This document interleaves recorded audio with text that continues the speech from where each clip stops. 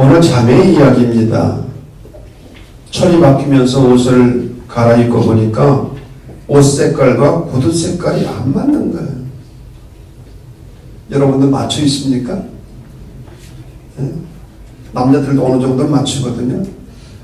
그래서 구두가 많은데도 불구하고 구두를 사러 시장으로 나갔어요. 나가서 이 가게 저 가게 둘러보았지만 마음에 드는 구두가 없었습니다. 왜 이렇게 마음에 드는 구두가 없을까? 불평을 하면서 터덜터덜 다른 가게로 옮겨가고 있는데 어디선가 찬송 소리가 들리는 거예요. 그것도 명랑하게. 그리고 그 찬송 소리가 이상하게 마음을 깊이 파고드는 것 같았어요. 그래서 그 찬송 소리를 따라서 가보니까 한 젊은 청년이 휠체어에 앉아서 찬송을 부르는 것이었습니다. 자세히 보니까 이 젊은이는 두 다리가 없었어요. 두 다리가 없는데도 휠체어에 앉아서 아름다운 찬송을 부른 거예요. 그 순간 그 자매는 부끄러운 마음이 들었습니다. 저 젊은이는 두 다리가 없어서 구두를 신을 수도 없는데 찬송을 부르고 있는데 나는 구두 색깔이 마음에 들지 않는다고 그 많은 구두를 두고도 불평을 하다니 너무나 자기의 모습이 부끄러운 것입니다. 그래서 그녀는 구두 사는 일을 포기하고 그냥 집으로 돌아와서 건강한 두 다리가 있음을 하나님께 감사했다는 것이죠. 어떤 형제가 뇌일로 쓰러졌습니다. 다행히도 며칠 만에 다시 눈을 뜨게 되었습니다. 그는 눈을 뜨면서 감격스러운 마음으로 야, 여기가 천국인가 보다. 이제 천국에 왔으니 예수님은 어디 계실까 하고 사방을 둘러봤습니다. 그런데 그곳은 천국이 아니라 병원이었어요. 그 순간 감격이 밀려왔습니다. 병원에서 퇴원을 하여 생활하면서 그의 삶이 완전히 달라지게 되었어요. 내가 살아있다는 사실만으로도 감격스러웠어요. 살아있어 가족들과 함께 있음만으로도 감사했어요. 모든 세상이 아름답게 보였어요. 이전에는 그냥 지나쳤던 풀 한 폭이 그 풀에 맺힌 이슬 한 방울도 새롭게 보였습니다.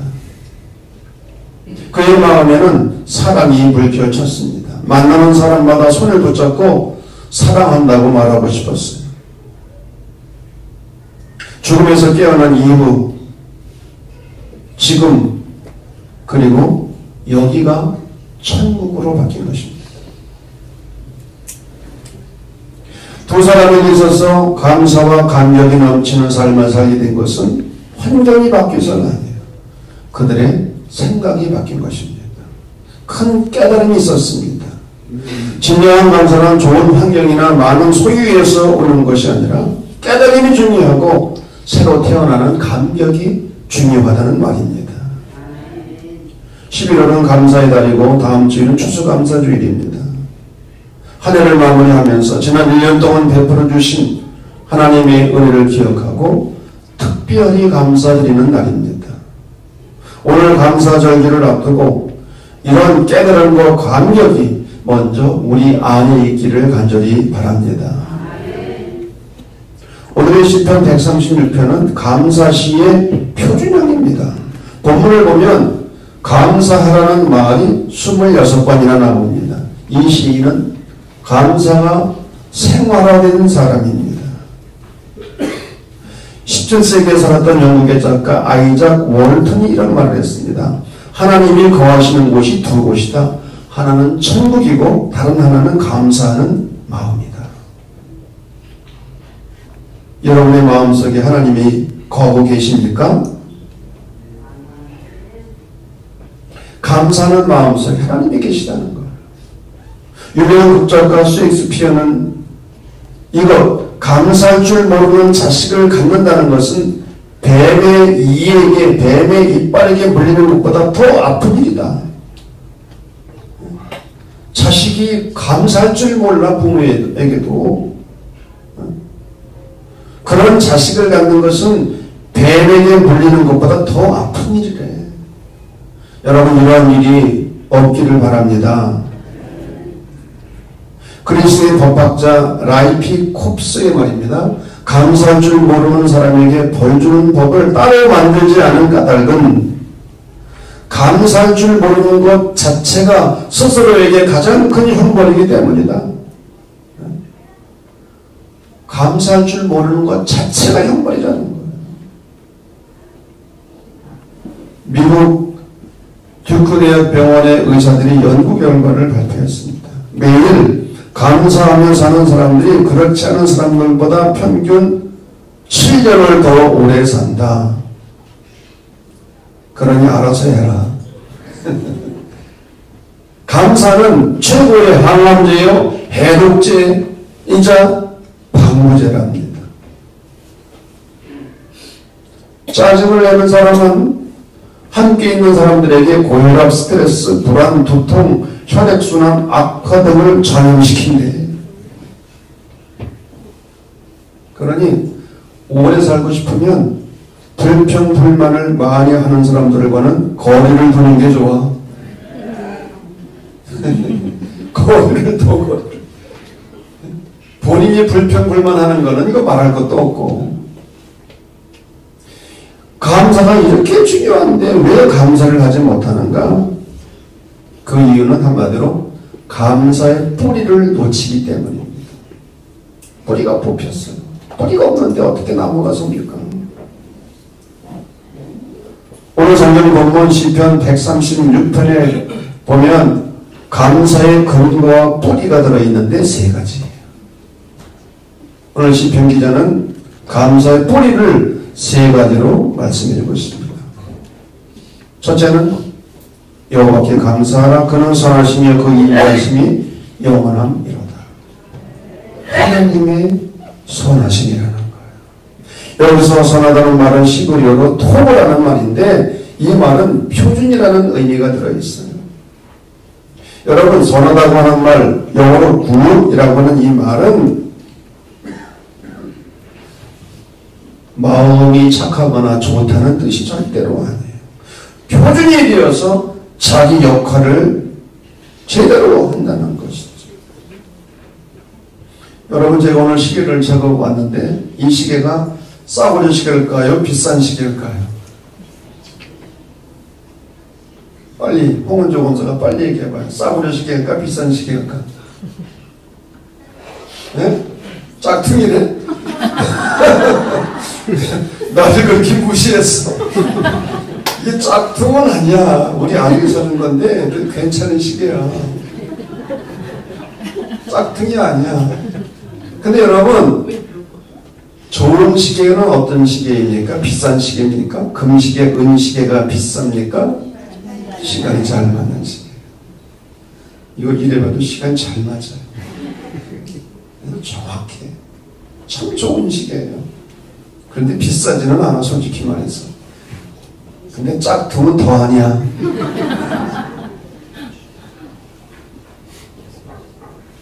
선하다고 하는 말은 좋은 시계가 시간이 잘 맞는 것처럼 시계의 역할은 시간을 잘 맞추는 것처럼 하나님께서는 정확한 법과 질서를 가지고 이 세상을 운행하신다. 선하신 하나님은 우주 만물을 창조하셨을 뿐만 아니라 정확하게 운행하신다. 그분이 하시는 일에는 한치 오차도 없다는 것입니다. 동서남북, 봄, 여름, 가을, 겨울,春,秋冬 얼마나 정확한지. 얼마나 정확합니까? 하나님은 정확한 질서를 가지고 우주 만물을 다스리시고 운행하시는 선하신 분이라는 거예요. 그리고 이러한 선하신 하나님은 자녀들의 유익을 위해서 일하신다는 거죠. 그 유명한 로마서 8장 28절 다 같이 암송하겠습니다. 시작. 하나님을 사랑하는 자 곧 그 뜻대로 부르심을 입은 자들에게는 모든 것이 합력하여 선을 이루느니라. 선. 여기서 선이라는 말은 유익이라는 말이에요. 하나님은 당신의 사랑하는 자녀들과 함께 하셔서 어떤 일을 만나든지 결과가 좋게 된다는 거예요. 아멘. 우리는 이것을 믿어야 돼요. 하나님은 선하셔서 당신의 자녀들이 어떤 일을 만난다 할지라도 결과는 유익이다. 결과가 유익인 거예요. 그러니까 우리가 희망과 용기를 낼 수가 있는 거죠. 이 시인이 어떻게 하나님께 감사할 수 있었는가? 하나님의 선하신데. 이 선하신 하나님을 신뢰하며 감사의 마음이 나온 거예요. 두 번째로는 하나님의 인자하심입니다. 여기서 인자라고는 말은 히브리어로 헤세드인데 이 말은 불쌍히 여기는 사람, 즉 긍휼을 의미합니다. 하나님의 사랑은 긍휼의 사랑이라고 하는 것이죠. 구약 성경에 하나님의 긍휼이 가장 상징적으로 잘 표현된 구절이 있습니다. 에스겔 16장입니다. 하나님께서 당신의 백성들을 향하여 이렇게 말씀하십니다. 내가 난 것을 말하건대 내가 날 때에 배꼽줄을 다리지 아니하였고 너를 물로 씻어 정결하게 하지 아니하였고 내게 소금을 뿌리지 아니하였고 너를 강보로 싸지 아니하였을 때, 강보는 포대기입니다. 내가 났는데 포대기로 싸지도 않고 아무도 너를 돌보아 이 중에 한 가지라도 내게 행하여 너를 불쌍히 여긴 자가 없었으므로 네가 나던 날에 네 몸이 천하게 여겨져 네가 덜에 버려졌느니라. 아기가 출생했는데 그냥 들판에 버려진 거예요. 그런데 이와 같은 너희를 내가 데려다가 씻기고 옷을 입히고 곱게 키워서 왕후의 자리까지 오르게 했다는 것이죠. 그런데 이스라엘은 이런 하나님의 은혜를 배은망덕한 거예요.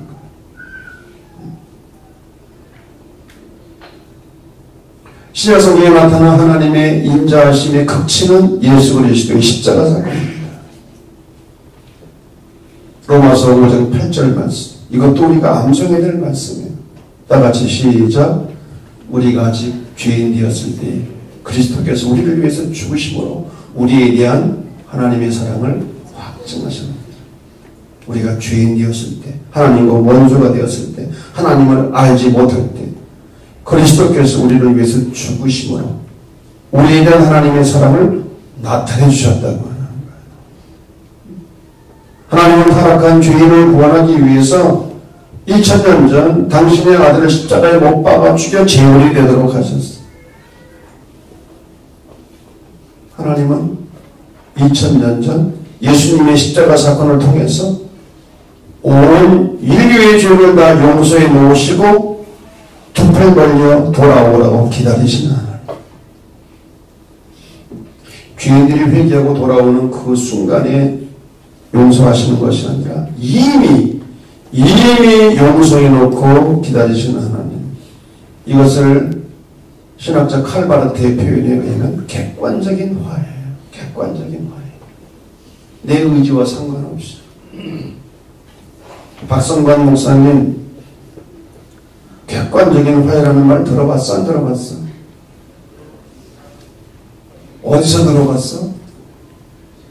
지금 들었어.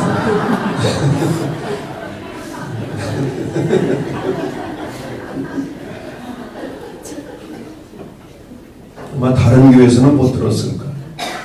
저도 50이 넘어서 칼바르트를 공부하면서 바르트의 화이론을 공부하는데 이게 저는 이 말을 듣고 얼마나 감격했는지 몰라. 주인이 회개하고 돌아오는 그 순간에 하나님이 용서하시는 것이 아니라 이미 용서해 놓고 기다리시는 아버지. 탕자가 아버지를 떠나서 탕제나 허랑방탕한 삶을 살았을 때 회개하고 돌아오는 순간 내 아들이라고 말한 것이 아니라 그럼에도 불구하고 용서해 놓으시고 아들로 생각을 하신 거예요. 이게 여러분 하나님의 인자 긍휼의 사랑인 줄로 믿습니다. 이 사랑이 감사의 근거가 된다는 거예요. 하나님의 선하심, 하나님의 인자하심. 그리고 세 번째로는 우리가 TV 성수형을 통해서 끊임없이 반복되는 말, historical remembrance, 역사적 기억. 항상 하나님께서는 기억하라고 하시는데 잊어버리는 거예요. 역사적 기억을 하지 못하는 게 항상 문제인 거예요. 시인은 한평생을 살면서 하나님의 선하심과 인자하심을 깊이 체험한 사람이었어요. 시인이 하나님의 선하심과 인자하심에 대해 새롭게 눈을 떴을 때 모든 것이 새롭게 보이는 거예요. 자신과 민족의 역사는 물론이거니와 세상 만사 그 어느 것 하나도 하나님의 선하심과 인자하심과 관련되지 않은 것이 없었어요. 뿐만 아니라 자기 민족의 고난의 역사를 새로운 관점으로 해석하게 된 거예요. 그래서 1절에서 3절을 보게 되면 하나님의 선하심과 인자하심이 영원하심에 감사하고 있고 4절에서 9절을 보면 온 우주를 창조하신 하나님의 인자하심에 감사하고 있고 10절에서 15절을 보면 자기 민족의 출애굽 사건과 홍해 도강 사건을 회고하며 감사하고 있는 거예요. 16절부터 25절까지는 광야에서 인도하시고 함께 해주신 사건, 어려운 환경 속에서도 생명을 위해서 베풀어 주신 은혜를 기억하며 감사하고 있는 사람은 누구나 자신의 역사를 가지고 있습니다. 공동체 역시 나름대로의 역사를 가지고 있어요. 우리 교회도 28년의 역사를 가지고 있어요. 그런데 그 역사 안에는 여러 가지 다양한 사건들이 들어있습니다. 예를 들면 질병, 아픔, 실패, 사고, 때로는 성공 같은 것들이 들어있어요. 네덜란드 출신의 로마 가톨릭 사제이자 영성가로 널리 알려진 헬리나 오웬, 그분이 1996년도에 64세를 일개로 세상을 떠나셨는데 그분이 남긴 말입니다. 사람에 따라서 지나온 자신의 역사에 있었던 질병이나 사고나 성공이나 깜짝 놀란 일 등에 대하여 각자 다르게 기억한다. 각자 다르게 기억한다는 거예요. 그리고 여러 기억들이 있는데 후회가 있고 죄책감이 있고 즐거운 기억도 들어있다는 거죠. 후회란 쓰라린 기억이고 죄책감은 자신을 고소하는 기억이고 감사는 즐거운 기억이라고 말했습니다. 이 모든 감정들은 우리가 과거에 일어난 일들을 세상에서 우리의 존재 양식이 어떻게 통합하느냐 하는 방법에 따라 영향을 받는다는 거예요. 여기서 중요한 것은 통합한다는 말이에요. 오늘의 시편 본문에서 시인은 시인 자신과 자기 민족의 지난날의 역사에서 일어나는 일들을 하나님의 선하심과 인자하심 가운데서 긍정적인 통합점을 찾아내는 거예요. 긍정적인 통합점. 일법의 설교를 꺼는 집사님이 목사님 긍정적인 통합점. 그 말을 딱 짚더라고. 자기가 지금 힘들고 어렵지만 긍정적인 통합점을 찾아냈습니다. 그래서 그들의 과거 역사는 고통과 슬픔의 역사였지만 그것을 미래의 신앙을 위한 긍정의 역사로 이해하게 되는 거예요. 그래서 시인은 9구절마다 감사하는 찬양을 삽입하고 있는 거예요. 여기서의 감사는 다른 사람보다 무엇이 더 낫고 뛰어나고 위기를 모면하고 더 많이 돈을 벌었기 때문에 하는 감사가 아니에요. 수치와 슬픔, 상실, 고통의 삶의 현장에서 하나님의 선하심과 인자하심을 경험했기 때문에 감사하는 거예요. 오늘 우리가 드리는 감사도 마찬가지. 우리 지나온 모든 날들에서 하나님의 선하심과 인자하심이 함께하지 않았다면 오늘의 내가 있을 수 없다는 신앙 고백과 함께 드리는 감사인 것입니다. 그래서 우리의 감사는 다른 사람보다 나에게 세상 복을 더 많이 주신 하나님께 감사하라가 아니에요. 진정 가운데서도 나를 구원해 주신 하나님께 감사하는 거예요. 실직 가운데서도 지금까지 사랑으로 인도해 주신 하나님께 감사하는 거예요. 죄 가운데서도 나를 거두주신 하나님께 감사하는 것. 거짓과 불의의 삶 가운데 있었는데도 나를 포기하지 않으신 하나님께 감사하는 것. 화해와 용서 없이 살아온 나인데도 나를 용서하시고 받아주시는 하나님께 감사하는 거예요. 못나고 부족한데도 나에게 다른 사람을 위해 일할 수 있는 건강과 재능과 힘을 주신 분에게 감사하는 거예요. 나를 향하신 하나님의 선하심과 인자하심 때문에 감사하는 것이지. 이런 감사에서만 미래를 위한 새로운 희망과 다짐과 결단이 있게 되는 것입니다. 오늘 우리는 시편 136편을 읽으면서 우리를 향하신 하나님의 선하심과 인자하심을 생각하고 지나온 역사를 뒤돌아보면서 감사할 수 있기를 바랍니다. 첫째로 마음껏 누리도록 아름다운 자연을 주신 하나님께 감사하시기 바랍니다. 저는 이 나이가 되도록 가을에 오후 햇살이 이렇게 따사롭고 좋은지 몰랐어요. 가을 오후의 햇살 얼마나 따스하고 얼마나 아름다운지. 부부가 손잡고 한번 걸어봐.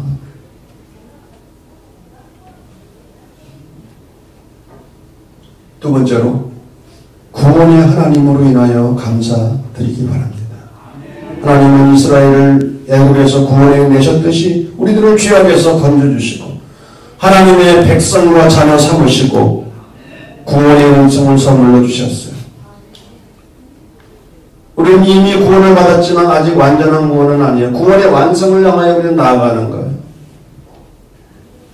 세 번째로 고난과 연단의 과정을 통과하게 하신 은혜에 감사할 수 있기를 바랍니다. 하나님 우리를 힘들고 어려운 광야를 통과하도록 하셨어요. 여러분 앞에 이게 뭐죠? 지게가 여기 놓여져 있는데 이 지게를 처음 딱 보는 순간 참 정겨운 생각도 들었지만 저는 옛날 젊었을 때 지게질하던 일이 생각이 났어요. 1970년대 저는 중학교를 졸업하고 군에 가기 전까지 5년 동안 전기가 들어오지 않는 시골에서 죽도록 농사를 짓는, 그때는 다 지게질이었어요.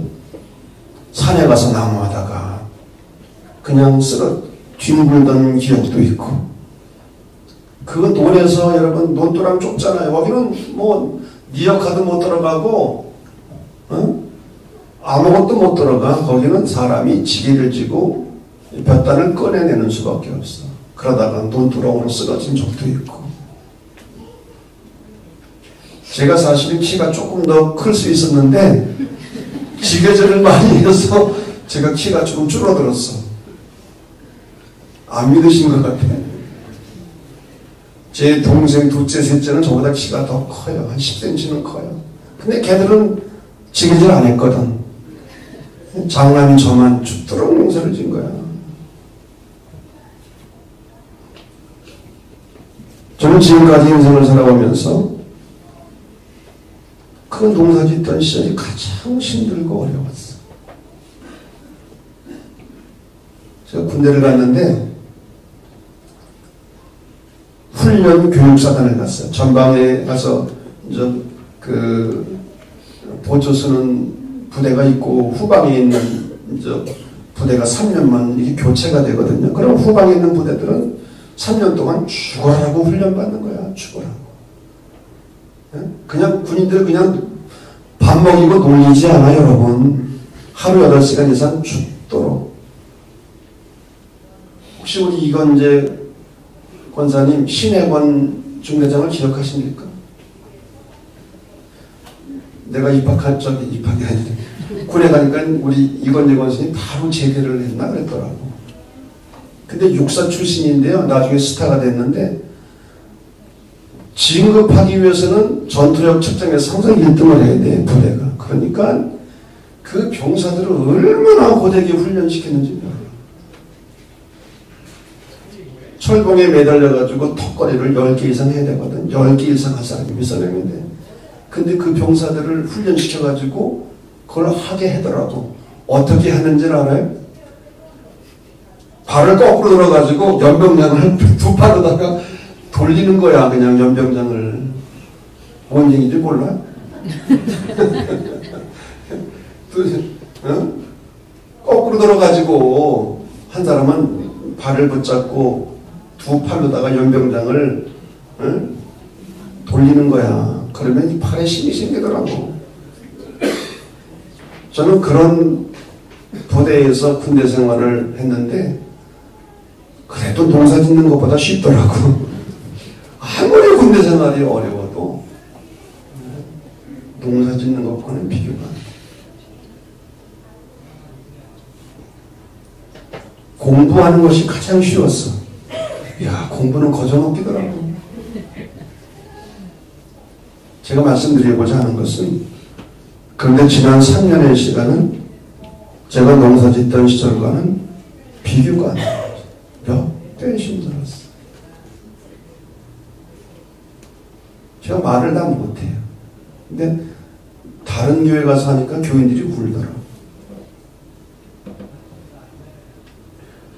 그러한 시간과 과정을 쓰러지지 않고 넘어지지 않고 견디고 오게 된 것이 감사한 거예요. 네. 정말 쓰러지지 않고 넘어지지 않고 사명을 감당하면서 여기까지 온 게 이게 하나님의 은혜가 아닐 수 없는 거예요. 그래서 우리는 고난과 연단의 과정을 통과하게 하신 은혜에 감사드리는 거예요. 넷째로 우리는 평범한 일상에 감사할 수 있어야 됩니다. 전 세계적으로 통계를 보면 40%는 물이 부족해서 제대로 씻지를 못해요. 전 세계 인류 가운데 40%가 물이 부족한 거예요. 3분의 1은 전기 혜택을 받지 못해요. 전 세계 인구 가운데 14%는 글을 읽지 못해요. 전 세계 인구 가운데 17%는 학교에 다닌 적이 없어요. 전 세계 인류 가운데 1%는 먹을 것이 없어 죽어가고 있어요. 전 세계 인류 가운데 50%는 영양실조로 고통을 당하고 있어요. 전 세계 인류 가운데 기독교인은 30%밖에 되지 않아요. 70%는 예수를 믿지 않거나 예수를 알지 못하는 것. 우리가 말한 우리는 평범한 일상은 결코 당연한 것이 아닙니다. 편안히 쉴 수 있는 집을 가지고 있고 마음껏 샤워를 할 수 있고 하루하루 굶지 않고 살아가고 전기 혜택을 누리며 살아가고 있다면 여러분은 특권층인 거예요. 옆에 사람에게 말하면 당신은 특권층입니다.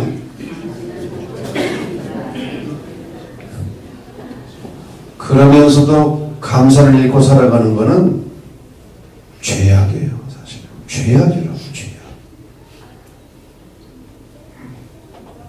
평범한 삶에 대해 감사하는 자세가 하나님께 드리는 최고의 감사인 줄로 믿습니다. 마지막으로 어떻게 감사해야 되나? 그럼 화면을 보시고 다 같이 읽겠습니다. 첫째, 시작. 머리로 하지 말고 마음으로 하라. 둘째, 대강하지 말고 속속들이 해야 됩니다. 셋째, 같은 감사하라. 생각하지 말고 번번하라. 넷째, 온 존재로 표현하라. 표현되지 않는 감사는 감사합니다. 말로만이 아니라 몸과 마음과 물질로 감사를 표현해요. 종이 울리기 전까지는 종이 아닌 것처럼 감사도 표현하기 전까지는 감사가 아니라